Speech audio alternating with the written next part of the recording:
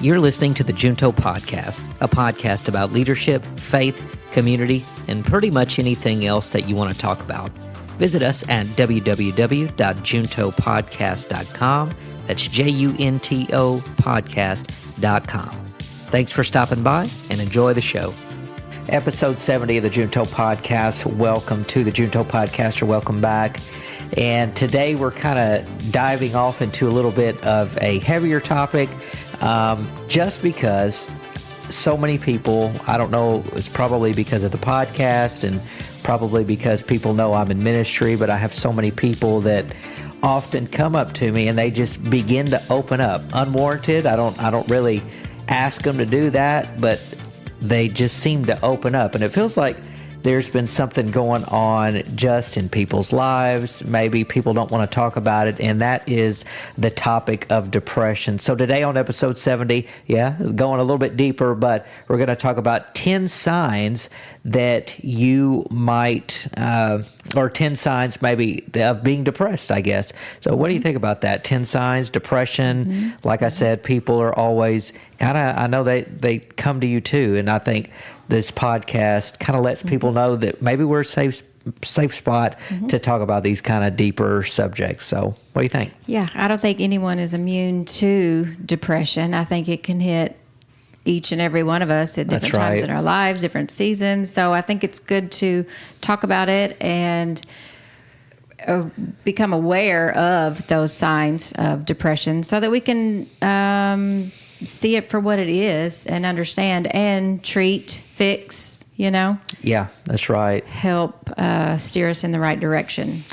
And like you said, no one is immune to depression, even if it's seasonal. Others, I think there might be degrees of depression that we or people deal with, but no one is immune to it. And there are seasons where you might be affected by depression, but I think it needs to be talked about. I think maybe the word normalized is the correct word here, but nonetheless, we want to make sure that people are talking about it, or at least listening and maybe recognizing some signs in their own life. Now, ultimately, the Junto Podcast is a podcast where all things we talk about always come back to a perspective of faith. So I have a couple of scriptures as well, just comforting scriptures for those who might be experiencing depression right now. And with that, we're going to not take a long time to set this up, but we're going to jump right in. And today's article is from Psych Central. Now, I have a passion for psychology. In fact, we saw Jordan Peterson last week in Little Rock, and we're going to eventually break that down on the podcast, some of the things he talked about, but very, very relevant. And I know this. I know from a universal standpoint, people are hurting. They're hurting and they're searching, and they need some comfort. And hopefully these 10 signs will maybe allow you to be introspective or allow you to get the help that you need. And most importantly, allow you to know that it's okay. It is okay, and that you're not alone. So, yeah, definitely even helping others, seeing those signs if someone doesn't see it in their own life or understand. That's good. Yeah. Being equipped enough to see the signs and help someone out. Yeah, that's really good. We always say that we're here together podcast. We're here for each other. That's so right. We have to do this thing together. So let's equip ourselves so that we can be a help to someone. That's it. We can share in this thing called life. So yeah, awesome. Leading into, just wanted to comment on a few things here first before we go into those 10 signs. If you have depression, you may feel despair that prevents you from enjoying activities that you once liked, have trouble sleeping, or find it hard to make decisions. Wow. You can also experience physical symptoms like fatigue. You're like, what is going on? Yeah. It's like something you can't put your finger on it, but there's a cloud. I think you even expressed those feelings before. There's just a cloud. Even though things are fine, it seems like I should be happy. Right. Everything in my life is great, but there's just something's off. Something's weird. 100%. Yeah, and if you've never experienced depression, it's one of those things, because I had this mindset previously in my life until I went through a short season of depression. But you think, well, can't you just make yourself feel better? Right. And the answer is no, you can't. There might not be a single thing that you could put your finger on that you can go, oh, well, this is why I'm depressed. Mm-hmm. You just know that something is off, something isn't right. So you're not alone. I've walked through that. Thank God it's only been one time in my life where I can say that I went through a short season of depression, but that really opened my eyes. And that's why we focus a lot of our conversations around these types of topics. First, I just have a passion, I think we both do, for psychology and mental health and talking about this stuff. But two, we want to be a resource that you can come back to. Maybe you're in that season right now and you need some encouragement. We want to be that resource for you, at least one of the resources that you can, hit play and find some quick encouragement and hopefully some information too about what you're going through. So yeah, people want to know that they're not alone in their feelings, and they want to know why. And I think that sometimes God allows us to go through those things, like with you with that depression. You would have, like you said, you were like, just talk yourself out of it. How come, depressed people can't just say, okay, I'm going to be happy today and everything's going to be fine? But that's not the way that works. And so I think you were able to go through that to see that this is a real thing, and perhaps to use, your message, turn your mess into a message, so to speak, situation. That's right. So that's right. Everything.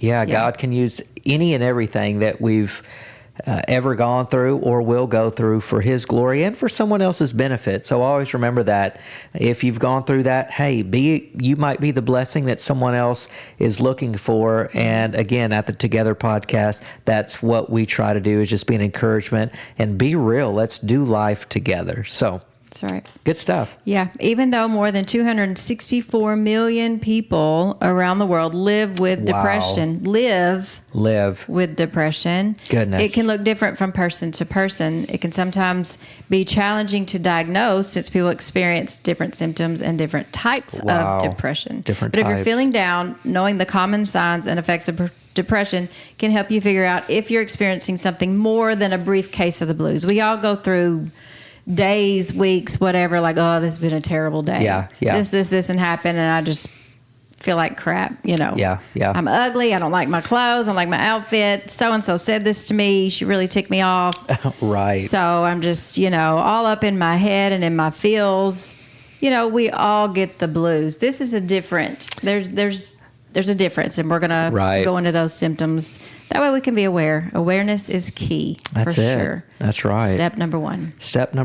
Well, good deal. Yep. Well, this article from Psyh Central will give us 10 signs, potential signs that people who are depressed typically go through. And we're going to jump right in. So the first sign that you might have if you are experiencing depression is persistent low mood. Mm-hmm. Many of us feel down from time to time, but when this feeling just won't go away, it may mean that you're experiencing depression. You might feel like you're continually out of sorts. It is also common for anxiety symptoms to occur alongside depression, as well as feelings of impending doom.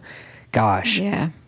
Just going back, just reading those words and remembering that's exactly how I felt, like impending doom. You can't be at ease. There's just something, you're living in a constant state of tension, which of course, tension is going to work on your mind. Your mind is going to trigger anxiety. As a result, you're going to go into an anxiety attack, which is your body's response to what your mind is doing, which is crazy. Everything, it's all related. It's all related. And that's why we stress mind, body, and spirit. You have to be healthy in all three of those. Yeah, I remember the conversations that we had when you were going through that, and just saying, I don't know, I can't shake it. We would try to distract, or let's get out of the house. Let's go do something as a family. Let's do this. And like, okay, yeah, it's good, but there's still that feeling just that it's just not going to go away. It needs something else. Something else is going on. Just to remember that time. And that's a bad feeling. Yeah, right. It's a bad feeling. So. Yeah, persistent low mood. Yeah, is low an indicator. mood, feeling numb, maybe. Right. Like, something happens to you, whether good or bad. It's just like I don't have any emotion to it. Like I have no emotional reaction to it. Right. Just numbness. Very true. Number 2, loss of interest or pleasure in things you once enjoyed. Wow, that sucks. So if you find yourself saying, "What's the point? Why bother? What for? What is it? Who cares?" This might describe your mood. You may have a few weeks of this, like work, social activities, stuff that you typically enjoy. And it's like, it's pointless. Why? Yeah. If you're a person who likes DIY type stuff, typically, and then you just suddenly lose interest, you're like, I don't care. It's too much trouble. Like, what does it matter? You might find it challenging to muster up the energy to do them, or just have no desire for that. Yeah. And that's another sign. Stuff that you love to do and that's part of your life, and then to no longer have an interest or, motivation to do any of those things. And like you mentioned, there are times where we're all not going to be motivated or not feel like doing something, but true depression, it's a deeper, it's lingering. Yes, it lingers. It's not only lingering, but it feels, I don't know, it just feels deep. It feels, it just feels different. There are many, many times where I'm not motivated, right? But being motivated or not having motivation because of depression, it's totally different. There's a totally different feel. Life, honestly, when you're depressed, just doesn't feel the same. And I really empathize and have compassion for people who are feeling that, because I want you to think about all the things you love and enjoy about life, and then imagine still having all of those things around you, but you not being able to feel towards those things what you have felt. And it's devastating. It's heartbreaking. Honestly, it really is. Yeah. But there's hope. There's hope. 100%. There's ways Absolutely. through this.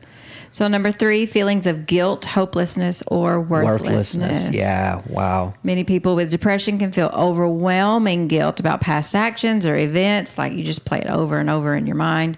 Even feel guilty about being depressed. That's a terrible circle to be in. You might also experience low self-esteem, self-loathing. Like we said, the hopelessness, like there's nothing you can do to feel better, like absolutely doesn't matter. Yeah. Goodness gracious. And, people are looking for meaning in life. I'm thinking about just seeing Jordan Peterson live and just listen to a great mind, whether, this is outside of politics. I mean, it doesn't matter, just to hear from a great mind and how brilliant and how significant the mind and understanding psychological phenomena, how important it really is, and how, most importantly, how deeply tied spiritually that is to us, because we are spiritual beings. We're human beings, but we're also spiritual beings. So, a lot of this stuff, man, it just takes me back to how important it is, and then recognizing these symptoms. I can't imagine, feelings of guilt, hopelessness, or worthlessness. That's a bad place to be in. Very bad place. Yeah, you talked about our physical beings, these physical bodies, flesh suits, as we call them, sometimes feel pain and hurt.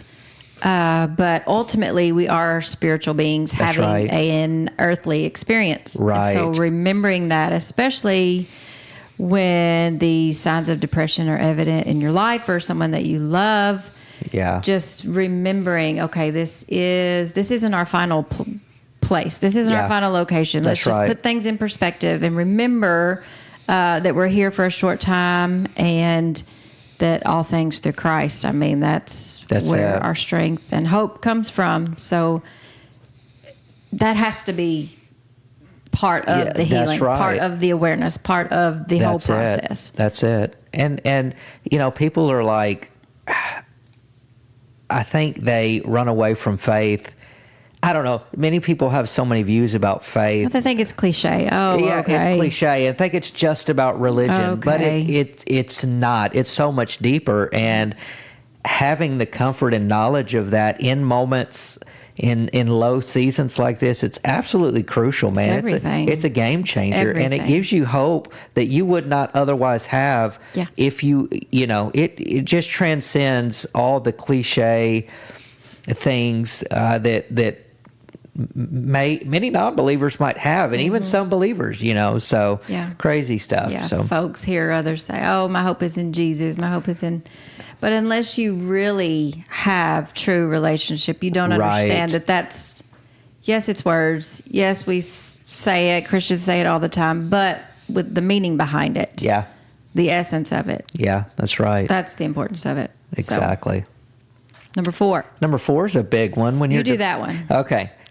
Number 4, and husbands, y'all gonna think all your wives are depressed. No, I'm exactly. Kidding. I'm kidding. Right. Yes. So number 4 is loss of sex drive. When you're depressed, your desire for sex may wane. You may start to wonder what happened to your sex drive. This can lead to more guilty feelings, especially if your partner is having difficulty understanding why you no longer want this type of intimacy. And check this out. According to a 2018 study, difficulties with sexual function are a common but underreported sign of depression. The researchers found that 62.5% of the men who participated have problems with sexual functioning. So I'll say this, as I'm getting older, oh gosh, how transparent am I going to be here? I'll just say, as you get older and you realize things do begin to change and your body may not be the same, you realize how important those times of intimacy really are, because it's only a temporary thing, right? Unfortunately, and I was going to say this because this was on my mind too. I think specifically encounters that I've had with aging guys, man, it's very hard on a man. That's a big part of what they feel like their manhood is, and for that to begin to fade away, it plays a lot on the mind. So I would just say, ladies, have a little compassion, empathy. It's kind of a hard and sad process to watch a guy age and have things that once were, a certain way no longer be that way. Not that I'm there yet, thank God, but I can just see it, and the conversations that I've had, and even observations that I've had in guys. I know that's a big part, and that's a big pill to swallow with aging. So, yeah. Right. And in terms of depression, talking Yes. about that, not just Correct. older age, but in terms of depression. Correct. There are different levels of intimacy as well. So remembering maybe in those moments where the sex aspect of intimacy may not be where it used to be or where you want it to be, but they're just remembering there are other forms of intimacy and companionship, and showing that emotion in a different way, even if physically in that season you're not able to get there. Yeah. So to speak, there are other ways of having that intimate relationship and fostering that through the hard moments and the hard times in life, through this depression, and realizing, okay, we can do this. We can, hopefully this is just a temporary thing and we can get out of this. And then if not, in the older age, like you talked about, remembering those other types of intimacy as well. Well, that life is not over.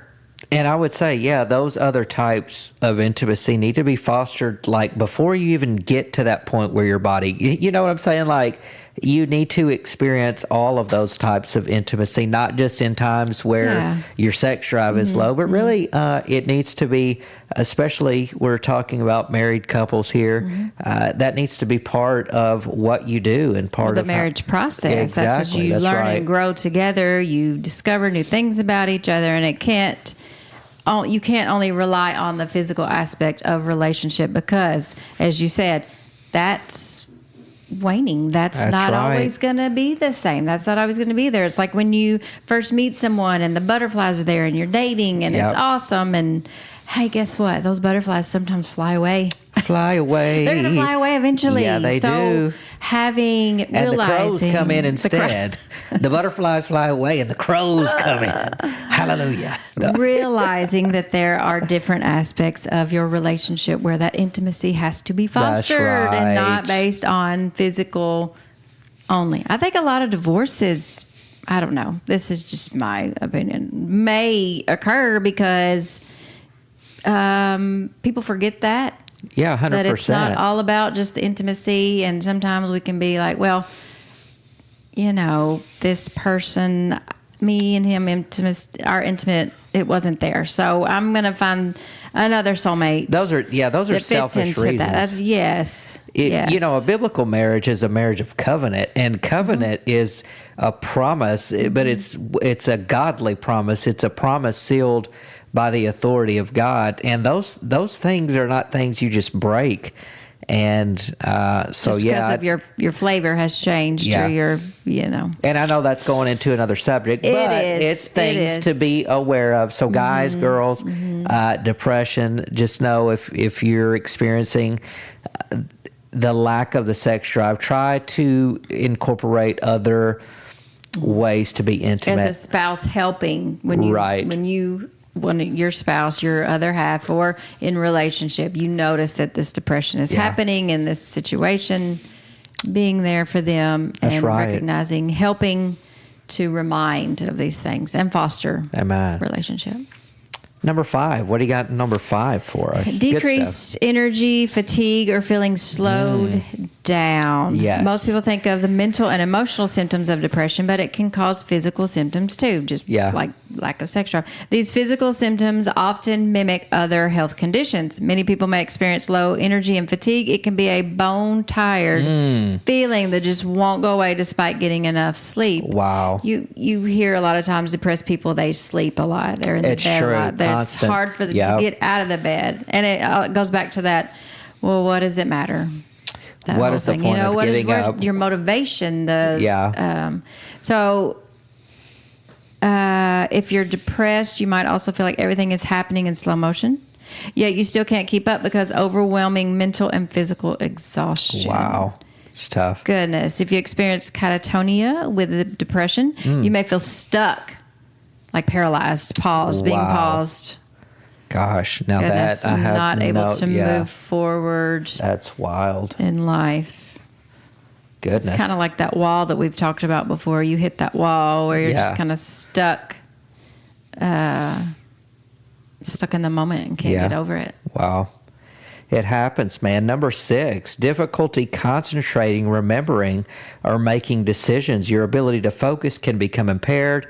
When depression arises, you may feel like you have never-ending brain fog or worry you're losing your ability to think straight. Gosh, and I'm thinking about this. I have that right now. As these things are happening, it can really play on your mind because you're constantly going, what's wrong with me? And then your state of anxiousness is rising. Right. You're just like, it's a never-ending cycle. It is. It's terrible, man. man. It's a tough cycle. Yeah. It is. That's why it's so important to have community, folks who know you and can help you and recognize this, man. That's right.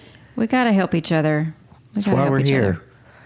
We're here at the Together podcast, the Junto podcast. Let's do life together. Yes. I have trouble making simple decisions. Like, I feel like we're always about, what do you want to eat? Gosh, that's the worst. Yeah. I think that's and then to take it to a deeper level. Ooh, Lord, gosh, I know. It's terrible. It's just bad. Number 7, trouble sleeping. Number 7. Depression can cause your sleep habits to change radically. For example, you may develop insomnia. Oh, gosh, that would suck. Might be unable to fall asleep as easily as you once did, or wake up exceptionally early when you used to be a late riser. Sleep could be disrupted, causing you to wake up throughout the night. Wow. Goodness. That's terrible. And as you know, if you have insomnia or if you have repetitive nights without sleep, man, when I tell you that can wreak havoc on your mind. I've had people come to me seeing things, hearing voices, and, you know, they're telling me they haven't slept in 3 nights. Well, guys, man. It does something to you. It's real. It is very, very devastating. It has a devastating effect on the body. So, gosh, I just feel for those who aren't sleeping. And believe it or not, there are people who go days without sleeping. Yeah. Gosh. I think back to those times when we had little brand new babies, and that's a season in life. I'm not saying it's, depression, but lack of sleep really takes a toll on you physically, mentally, emotionally, the whole thing. Right. So sleep is very important. Man, very important. I remember having some crazy thoughts. Oh, Lord. Probably about you. I was going to you took the words right out of my mouth. I was going to say probably about me. We had little babies and then my lack of sleep. Oh, gosh. Who knows what you envisioned looking at me while I'm sleeping. You're like, I Wish I could get up and go to work. Exactly. Oh my gosh. Kidding. Crazy stuff. Number 8, changes to appetite or weight. Depression can commonly cause changes to your weight and eating habits. Some people might have increased appetite while others lose all desire for food. You may also gain or lose weight without trying. Very interesting there. Yeah. Another sign to help us visibly recognize that in others or ourselves. If they've had drastic or real quick. Now, we're not talking about being on Ozempic or Mounjaro. Okay, that was Dennis the Menace. I'm sorry. But it's like everybody on the shot these days, but that's a whole nother topic. But yes, if you notice somebody's experiencing some of these other symptoms along with the rapid putting all the pieces weight, together. Exactly. Yes, that could be a sign that something's going on. Yes. And just check on your people, man. Yeah. Check on your people. That's I it. mean, any one of these symptoms we can all experience at any time. Yeah. Daily, weekly, whatever. Yeah. But putting all the pieces together, knowing your people, knowing yourself, having most, if not all, of these symptoms together at the same time, right, definitely could be a sign of a deeper issue. Yeah, 100%. Number 9, restlessness or irritability. Goodness Having gracious. depression is exhausting for the mind and body. You can develop a low tolerance for other people's behaviors, becoming irritable or short-tempered. You may sometimes lash out at loved ones unexpectedly, and then afterward feel guilty for doing so. Wow. You can also feel restless when depressed. This might lead you to jump from one thought or action to another. You could be restless and not even notice it. Goodness, restless or irritable, and gosh, crazy stuff. So many little signs there that we just need to observe, and obviously we can't notice everything in everyone, but the people closest to us, we can examine those behaviors, and sometimes all it takes is, hey, are you okay? You know, is there anything I can do? Do you want to talk about anything? And sometimes you're going to get a response, and sometimes you're not. But we check on our people nonetheless, and we be a listening ear, if nothing else, really there. And I would say this too. Just try to be empathetic. If you have not experienced depression, it's probably something you're not going to understand, because I didn't. And thank God my stint was very short-lived, but nonetheless, I knew when it happened to me. I knew when I had it. And my naive thinking about it was always, well, can't you just make yourself feel better? Why are you stuck in a cloud? Right. And I think it's a very naive way of thinking about that. So again, bodies and minds, we're all complex. The body and mind is so complex, and emotions play into things, and maybe it's just a chemical imbalance. Maybe it's something that can only be fixed by medication, which don't be ashamed of that. You know, if you have to see a doctor and be on medications for a while, certainly, you know, that's going to be between you and a physician who can speak more into that. But don't be ashamed if that's you. Sometimes it's only for a temporary basis, and other times it might be for an extended period of time. But nonetheless, I believe God can use all of those things to bring us healing. So, yeah, true stuff. Amen. Very good. And the last but not least, which most important, go ahead. Suicidal thoughts or attempts. If you're depressed, you may start to have thoughts about not wanting to be alive anymore. This is a serious symptom that means it's time to seek help. Yes. Wow. Call someone. Tell someone. Suicidal ideation is when someone ruminates on ending their life. This might look like drawing or writing about suicide, closing social media accounts in one sitting, giving away keepsake photos, rainy day funds. If you notice signs of suicide risk, you can contact a hotline for support day or night. And we can actually put that link in that number. We can, absolutely. Suicide Prevention Lifeline. Absolutely. Comments. So absolutely. So know you're not alone. Know that there are resources and help, and God is always just a prayer away. The Word of God is always available. And speaking of which, Isaiah 41:10 says, "Fear not, for I am with you. Be not dismayed, for I am your God. I will strengthen you. I will help you. I will uphold you with my righteous right hand." In your depression, you feel like you can't hang on to God. It's like you're weak and helpless, unable to do anything. Sometimes you can't even get out of bed. good news. You don't have to hold on to God because he is holding on to you. When you fall, he will uphold you with his righteous right hand. When you are weak, he will strengthen you. The reality is you are weak. You're just feeling it more acutely now. Take heart because God loves to sustain the weak. And take heart in that you're not alone. I know these were quick. I know these were 10 quick signs of depression. I hope you got something out of that. Remember, you can always visit us at juntopodcast.com. We're actually looking to do some things live weekly, kind of on mental health, on depression. So stay tuned for a little bit more information we're looking at doing something that's called maybe Mental Health Mondays or something like that, where we can kind of go live on Facebook or YouTube and just kind of create another avenue to have these types of discussions. So any closing thoughts, Heather? Yes, if you're having these feelings, if you need someone to talk to, reach out to us. We're here. Reach out to someone. Don't do it alone. That's it. Well, we appreciate you joining us on the Junto Podcast, on the Together Podcast. And we'll see you next time. Be blessed. Thank you for listening to the Junto Podcast. We hope you enjoyed the show.